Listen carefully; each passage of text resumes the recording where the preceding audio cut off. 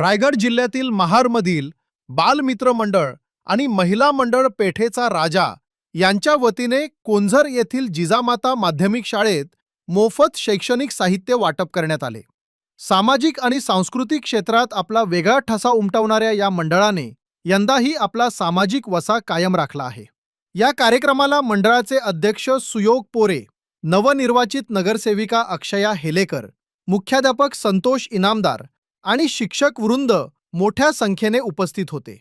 कार्यक्रमादरम्यान मार्गदर्शक सुधीर शेठ यांनी मंडळाच्या सामाजिक कार्याचा आढावा घेत विद्यार्थ्यांशी संवाद साधला.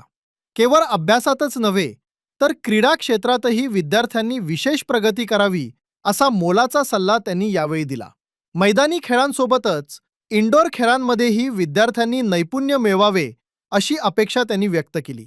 अनेक गरजू विद्यार्थ्यांना दत्तक घेऊन त्यांच्या उच्च शिक्षणाचा संपूर्ण भार उचलणाऱ्या या मंडळाच्या उपक्रमाचे सर्वत्र मोठे कौतुक होत आहे.